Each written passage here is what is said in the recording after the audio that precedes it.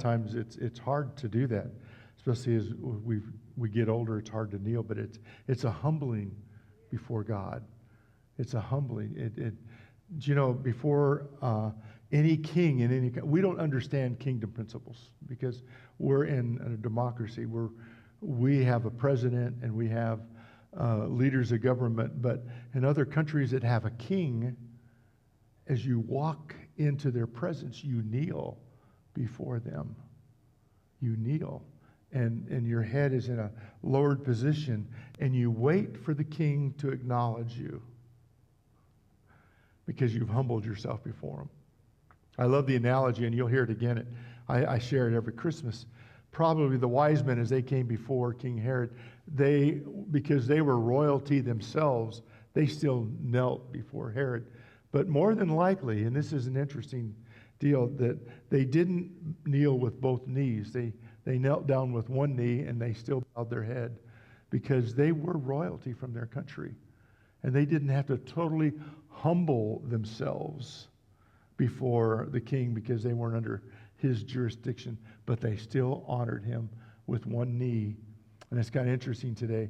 You're hearing a lot about these sports things where people are kneeling with one knee before a game and praying over the game. They're humbling themselves before God. And in fact, I just read it, and I'm not into the sports scene, but I just read where a guy lost his position on the team because he wouldn't kneel and pray. The rest of the team did. I thought that was very fascinating. The coach said, "Nope, that's it. You're not playing tonight. You will humble yourself before God." That's interesting, isn't it? But I want to share with you a little bit. I'm going to kind of shoot off of Mark in his book. He talks about the humbling before God, and I really enjoyed his book. And I'm going to go on the vein. He had about 3 or 4 different veins in his book. And in this chapter, in chapter 9, Draw the Circle. And he talked at the dream factory. The dream factory. When you humble yourself before God, God speaks to us many times in dreams. In dreams. Now, it's not the bad pizza you had the night before. It's not, the overeating thing that, but as we humble ourselves. And so I want to share a little bit. And a very well-known Christian psychologist, and this is like fresh off of Dixie's computer. Last night as we were going through the worship stuff and Kathy was typing it up, I don't know how in the world I got this. I really don't, except for it's God. That's the only thing so I got a pen and wrote it down. I'm not real good at note-taking, but he grabbed my attention, and he talked about scrolling social media and how it creates boredom. And you actually get bored because your attention span. Now catch this, and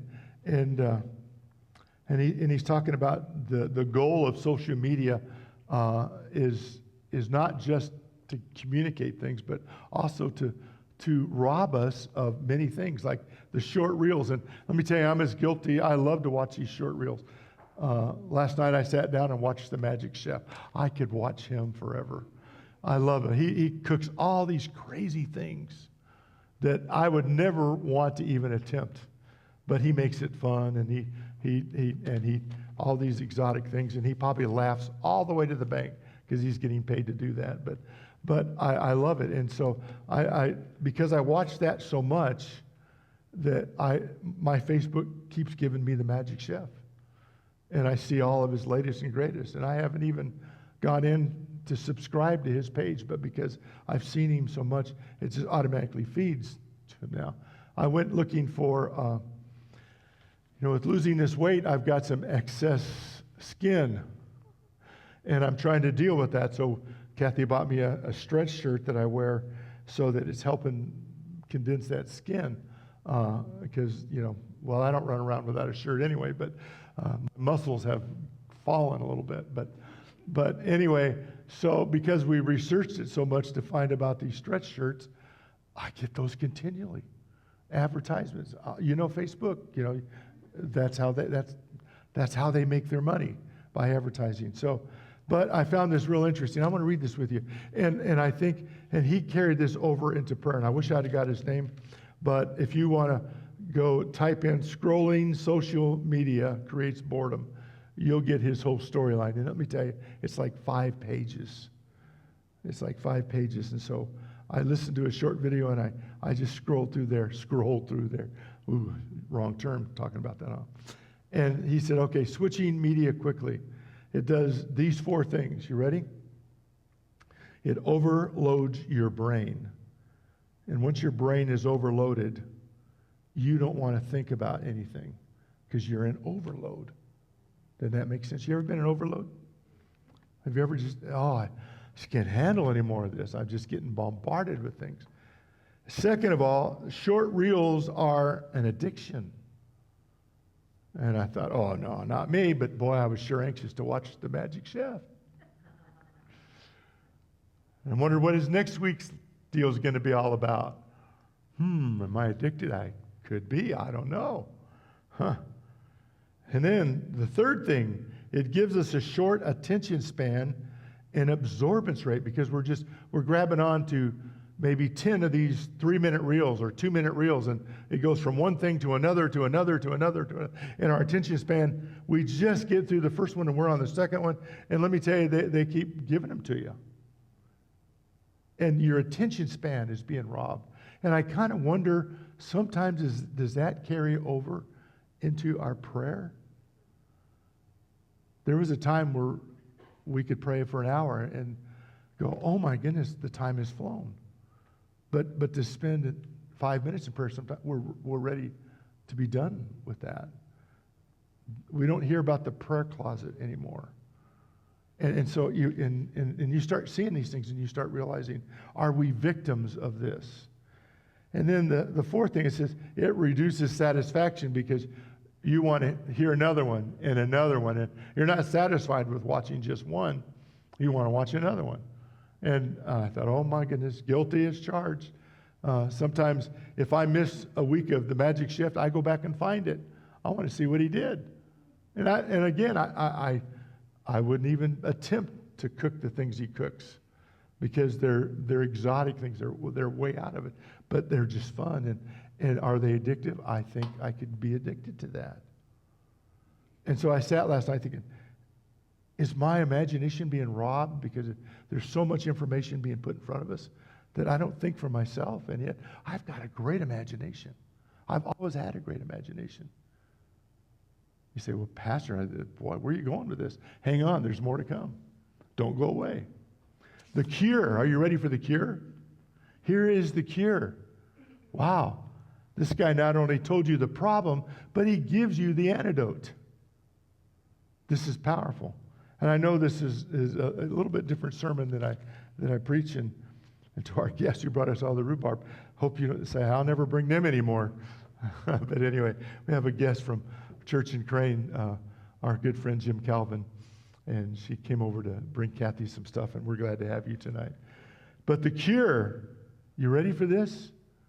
The cure is the same as the problem, and that is you begin to listen longer to reels or video clips that have purpose in them, that give you purpose, a devotional.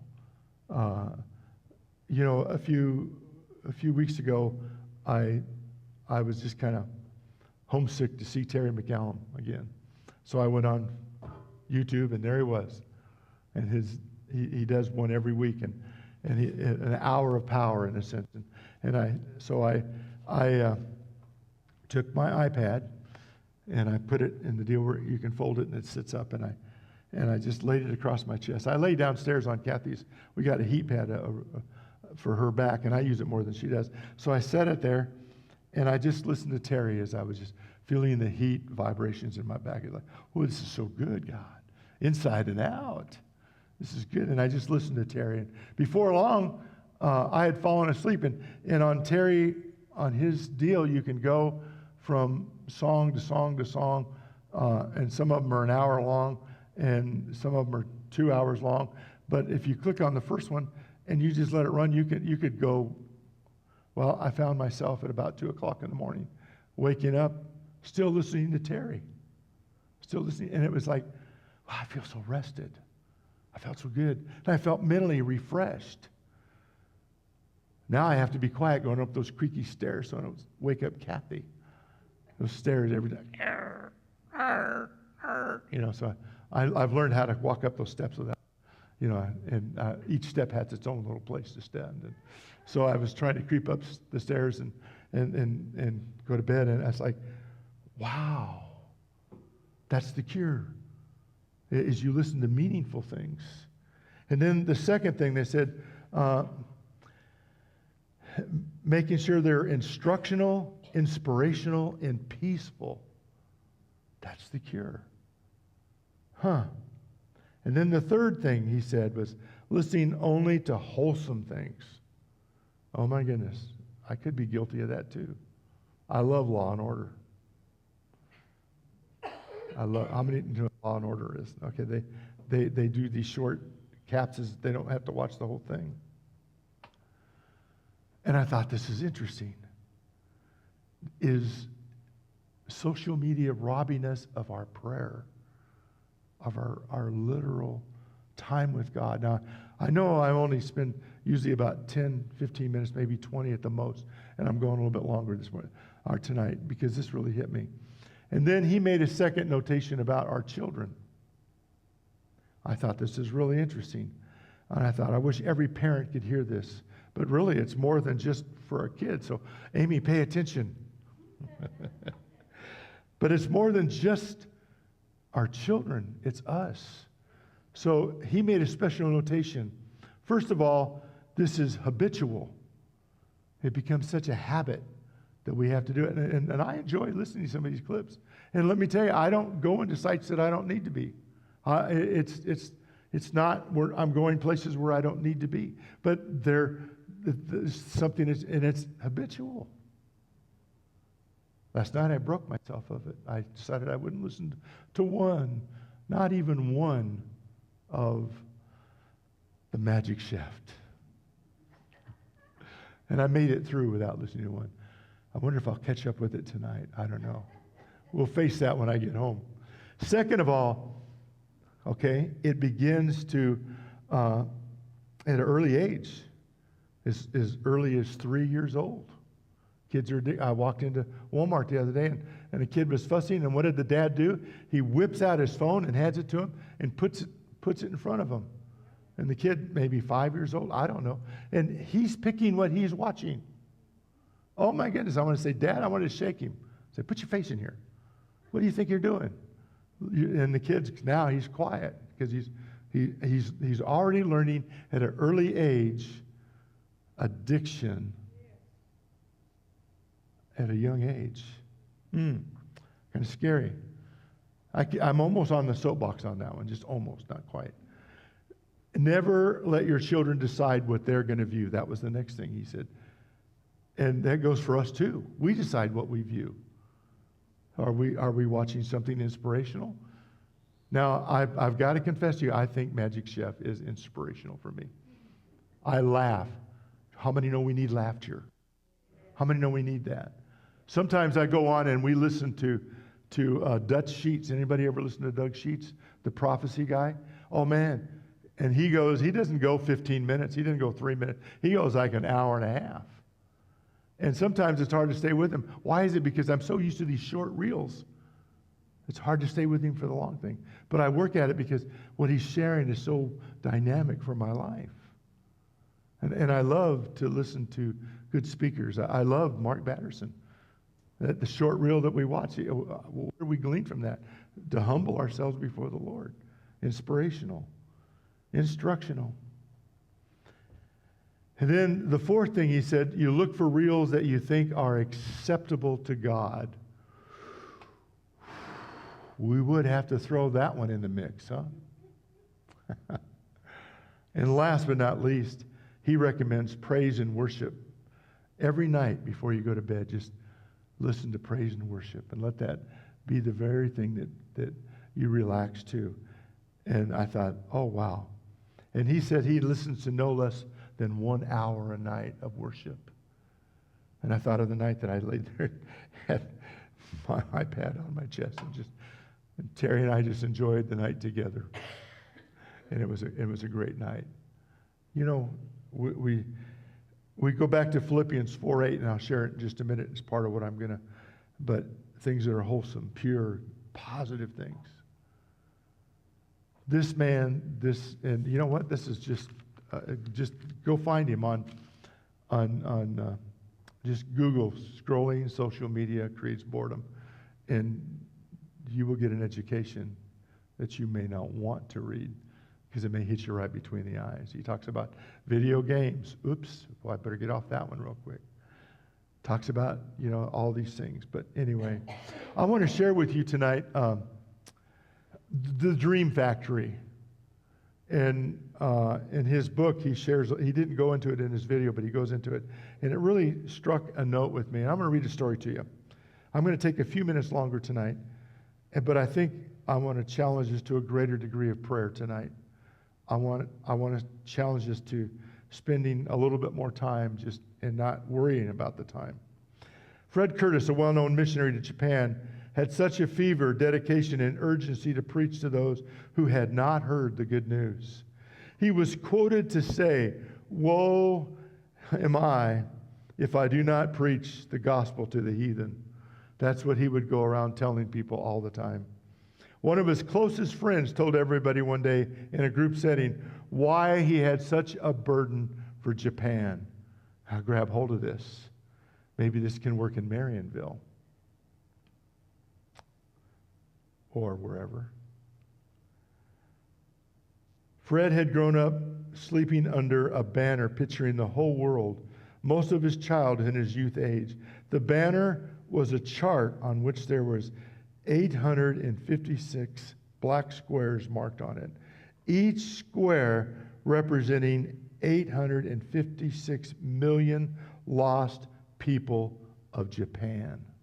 Are you getting a visual on this? How's your imagination working on you? Every night he went to bed with that banner above his bed, and he saw that banner every night. He went to sleep looking at that banner. Are you kind of catching where this is going? I think you probably are. His friend was quoted to say, "Any man sleeping under such a chart must decide to become a foreign missionary or have nightmares every night of every week the rest of his life." Every night he saw those darkened squares in the country of Japan and said, "I must go." And as a kid, as a young lad, they were a poor family, and he slept in a room, and the parents had this banner up, and every night he saw it. He went to sleep looking at that banner. Every night he saw those dark squares that represented 856 million people that were lost. Every night. Until one day he became one of the greatest missionaries that the Assemblies of God has ever known. It's not recent. It was back in the early 1900s. He's already gone to his reward. But every night he looked up and saw all those spaces. Who will go? The burden that he had. The imagination that he had. Dixie, hang with me. We're going to skip through a few things. I want to take you over to 2 Corinthians 10:5. Casting down imaginations of every high thing that exalts itself against the knowledge of God, bringing every thought into captivity to the obedience of Christ. That's tough. That's hard. Every waking moment, every thought that you have, even in your dreams. How many have crazy dreams? I've had some pretty crazy dreams, but I've had some pretty serious dreams that were right on. That God gave me. It was more than just a thought of something else. It was God-given. I remember them very well. Pennsylvania School Journal had this in it: "The poorest man is not he who is without a cent, but he who is without a dream." Do you have a dream of what God can do in your life? Do you have a dream of what God can truly do? Have we lost the dream? Have we lost the art of dreaming? The Israelites, Goliath was too big to hit, But to David, he was too big to miss. Isn't that good? The Israelites thought he's too big to hit, but David said he's too big to miss. And he moved ahead. And I'm going to move quickly through this. Joel 2:28, and it will be that afterwards I will pour out my spirit on all flesh. Then your sons and your daughters will prophesy. Your old men will dream dreams. And your young men will see visions. In Acts 2:17, it says, in the last days it shall be, says God, that I will pour my spirit out on all flesh. Your sons and your daughters shall prophesy. Your young men shall see visions. Your old men shall dream dreams. Wow, two different scriptures, new and old, say the same thing. The Bible just dovetails all the way through. Now, let me read something to you. Now, we're a more mature audience tonight. Some of us have been, well, I remember one time a lady said to my mother, oh, Sister Gerhold, I've been in the way all my life. And Mom turned to me and she said, yeah, she certainly has been in the way. And that's an old expression. The younger ones won't recognize that, but we say, oh, God, I've been in the way. Well, get out of the way. But let me tell you, the Greek word for dream is onar, and it refers to having a vision while sleeping. See, I've heard it preached many times, and I believe I've heard it preached wrong. Dreams aren't just for old men. A dream is essentially the same as a vision. The only difference is you see it when you're asleep versus awake. Remember John in the book of Revelation? He saw it. Oh my goodness, it was visual. He saw Revelation taking place. He saw it all happen. He wasn't sleeping. He saw a vision. I'll tell you who's a visionary is Janet. Oh my goodness, God gives her dreams and visions. Oh my word. It's a gift. And if God gives you a vision, God gives you a dream, that's a gift. Don't second chance it. Note, there's a distinction between a walking vision that you see in your mind while you're walking around and it's, remember the old saying, is it live or is it Memorex? Remember that? Some of you don't remember that. Oh, I was in the audio thing, so that the second Greek word is, and I'll never pronounce it, where's Ryler when you need him, is eponion, and it refers to just an ordinary dream with no meaning or message. We have those kind of dreams. We don't understand. Sometimes our thoughts are on something, and that night we go to bed and we dream about it. That's part of our physical and mental makeup. If there's something heavy on your heart, one night I woke up in the middle of the night and Kathy said, "What are you doing?" And I was looking for a pocket in the blanket. And she's, "A pocket? We don't have any pockets in the blanket."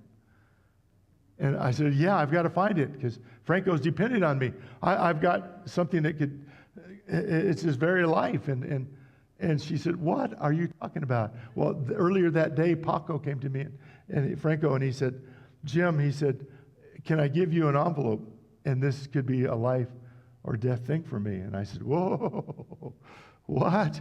I mean, is it going to be a danger to my family? Is it going to be a danger to me? I don't know if I want this." And he goes, "No, but if something should happen to me, I need this to go and immediately to the police." And I said, "Don't give it to me. Let's take it down to the bank, put it in a safety deposit." But that's a big responsibility.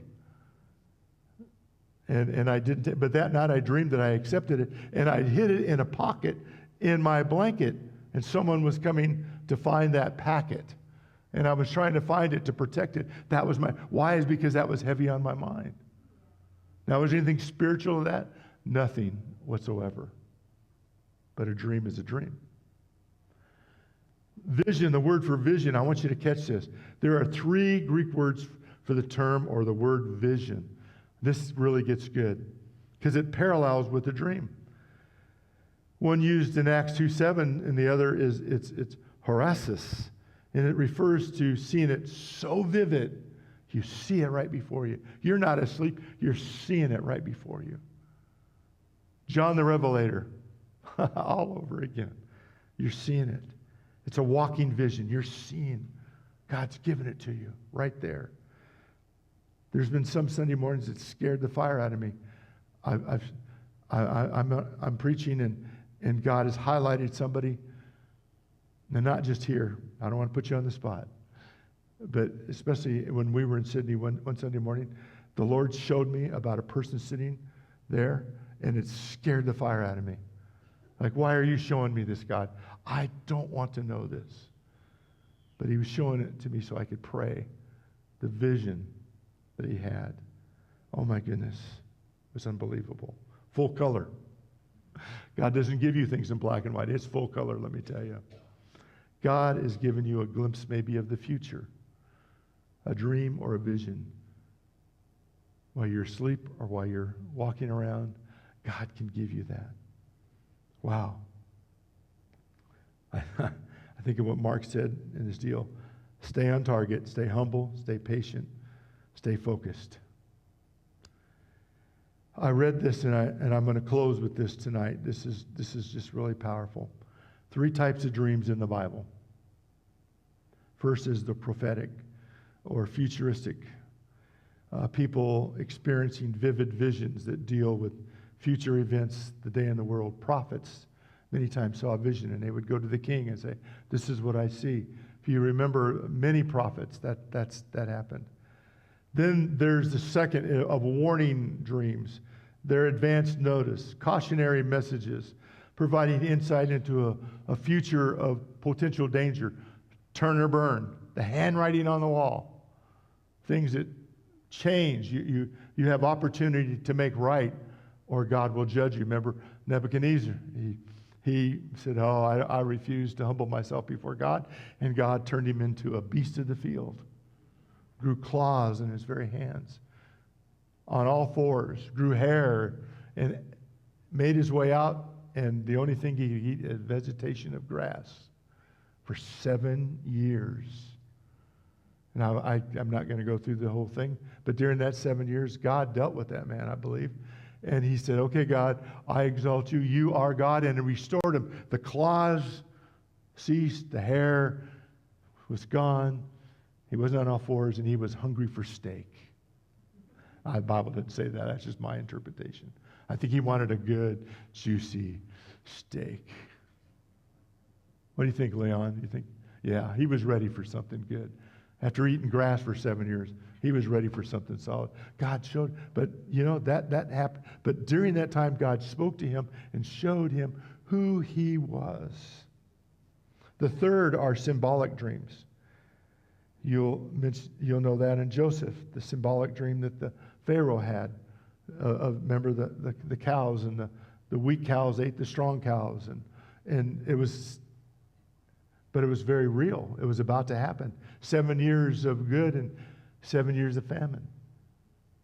Joseph said, for those first 7 years, you've got to prepare for it so that when the next 7 comes, you'll have food. In fact, the whole Eastern world came to Joseph for food, including his own brothers. God had a healing in store. Christian counselors, psychologists, and doctors all agree that before you retire for the evening, a person should listen to some kind of easy listening music, read their Bible, spend time in prayer, have a positive conversation with somebody, because that sets your subconscious up for pleasant things. Isn't that interesting? That's interesting. Matthew 12:2. But being warned in a dream that they could not return to Herod, they returned to their own country by another route. You know the story. The wise men, they came, they went to Herod. Mistake. Where is this Son of God? Where is this baby that's being born? Herod didn't know. He was clueless. But so they went to him. But the wise men, after they had visited baby Jesus, as he was about 5 years old, they realized they went home by another way. They did not go back to Herod. They would not go back. Then the next thing that happens, Matthew 1:20, it says, but while he thought on these things, the angel of the Lord appeared to him in a what? Dream. saying, Joseph, son of David, do not be afraid to take Mary as your wife, for he who has conceived in her is of the Holy Spirit. Wow. Through a dream. Church, I think we need to start dreaming for God. What can God do in our life? What can God do in our church? What can God do in our community? Let's begin to dream. We always think, oh, dreaming's not probably that hot. But let me tell you, a lot of times, many ministries have started over a dream or a vision. Philippians 4:8, here it is. Here it is. Finally, brothers, whatsoever things are true, whatsoever things are honest, whatsoever things are just, whatsoever things are pure, whatsoever things are lovely, whatsoever things are of good report, if there's any virtue, if there's any praise, what does it say?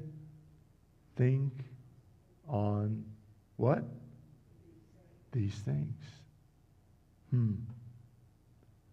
So I guess I'm going to say to you, good night and pleasant dreams. My mother used to say that to me almost every night. Good night and pleasant dreams. Tonight, as you lay your head on your pillow, ask God to give you a dream of what could be. Not just in the church, but in your life.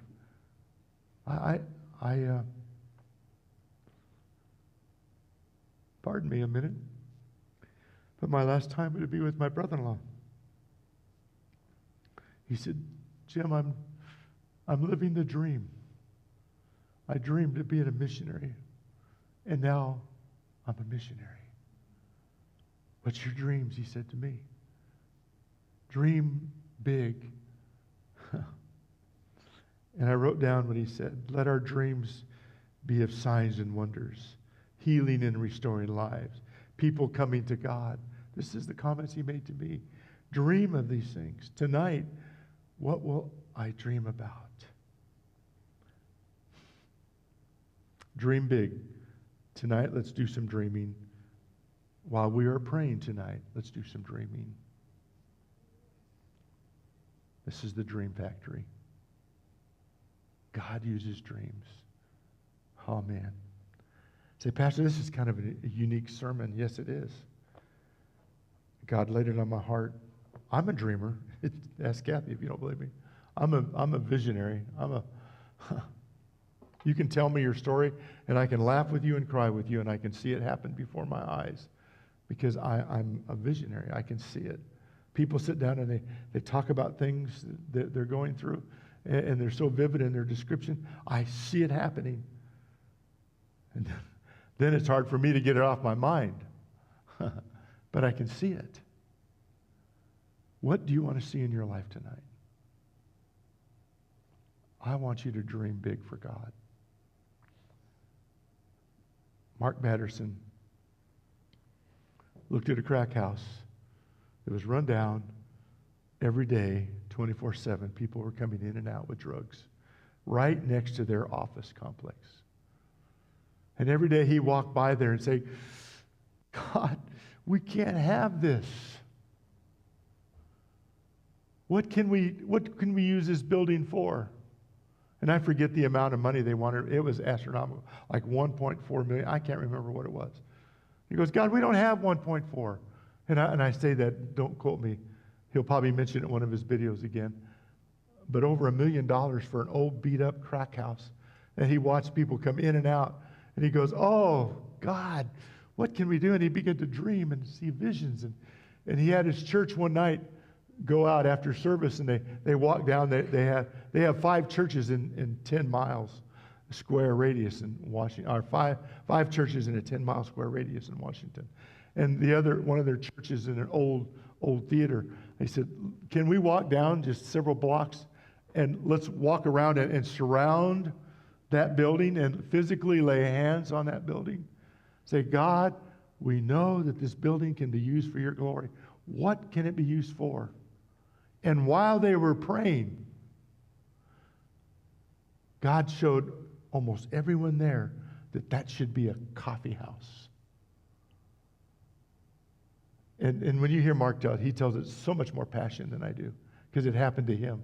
Someday we're going to tell passionate stories of what's happening to us. We already have passionate stories. We already have healings and miracles that we've seen. And so he stepped back and he saw this and that. And I forget what the name for why they called it Ebenezer. It's a spiritual thing, and I'll have to look it up. But he saw it. He saw the vision of people coming in. The same people that were going to get drugs and alcohol and abusive things, he saw coming in to the coffee house to get coffee. And he saw himself with other people sitting in there at tables and meeting with politicians. I mean, we're in Washington, D.C. He saw it in his mind. During that 5-minute prayer time, he saw it all unfold. And he said, God, if you'll give us the money, we'll make it a coffee house and we'll minister to people every day. And all the proceeds will go to missions. They've given millions of dollars to missions through Ebenezer's. He has sat with some of the greatest politicians of our time. He has sat with people who've been on drugs.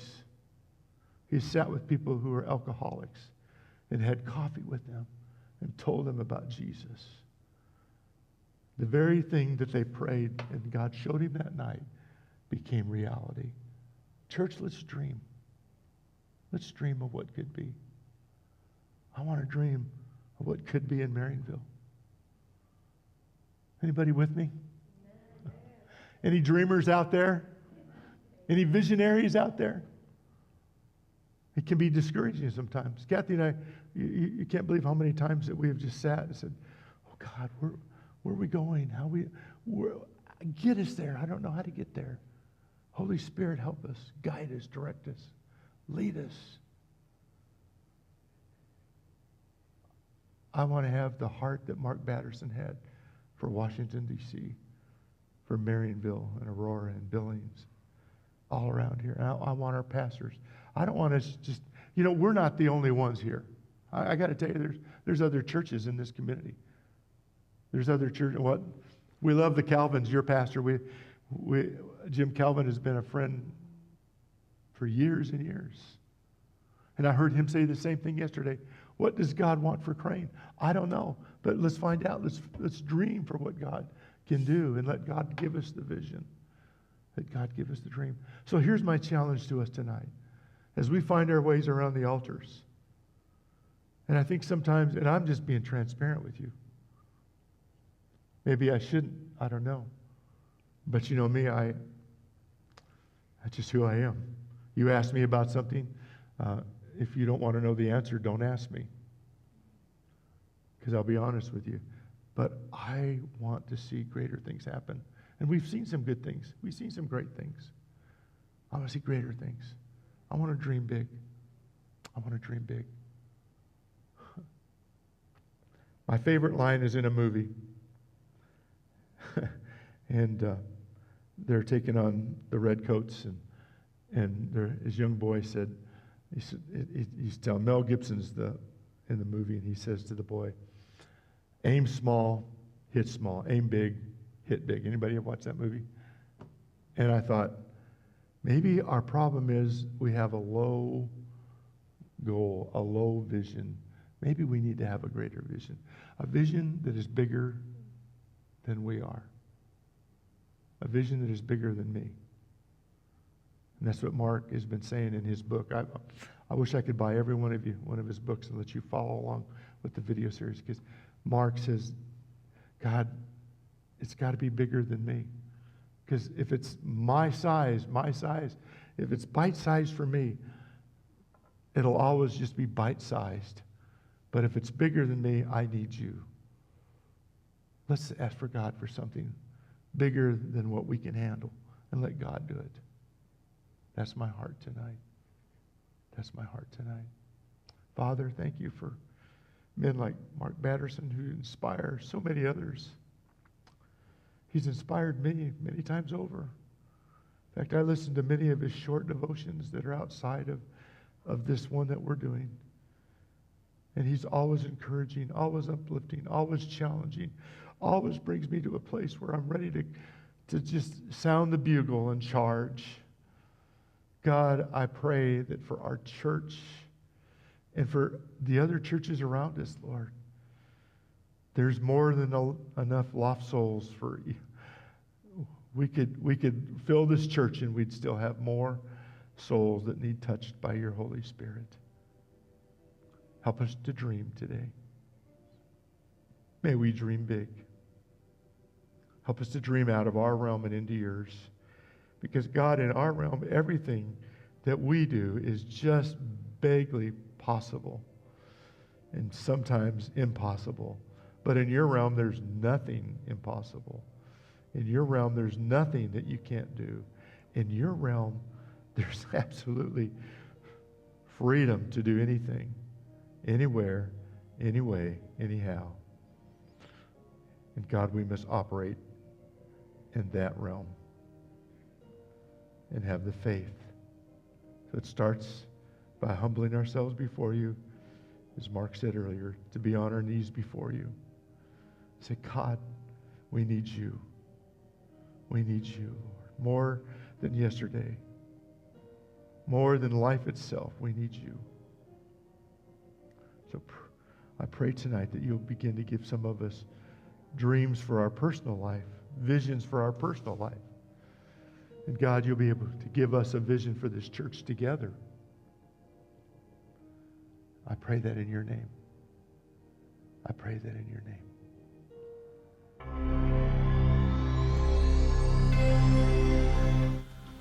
Hey, hello everybody. I was just looking at our Celebrating Slices of History Apple Fest yearly ad book. It's a powerful book. It's a great book. It's got all kinds of ads of businesses and activities that go on during Apple Fest. And as I was looking through it, there's just a lot of fun and great things in it. Let's take a fast look of what are some of the activities coming up for Marionville Assembly of God, some of the things that we are doing. And you'll find them right here in the book, and you can find those out in the foyer if you'd like to pick one up. Apple Fest is on September 19th and 20th and 21st. It is Marionville's 35th annual Apple Fest week. And it begins with the citywide service at 6 p.m. Come and visit our booth. Don't forget to take a ride on the courtesy buggy. We always have that running. And top it off, the Ankrum Family Singers will be there to represent our church. Wow, what a full weekend that we're going to have right there. Plus, on Sunday, the Ankrum Family Singers will be with us in service, and we will be blessed to have them. They will be performing at Apple Fest at 4:30 on Friday, and then back again on Sunday morning at our church, 10:30. It'll be just a great time. Where? Marionville Assembly of God Church. We are Marionville's Good Word Church. We love the good word of God, of love. We are a place to belong, believe, and become. So come and join us. Exciting weekend? Yeah, you can be part of it.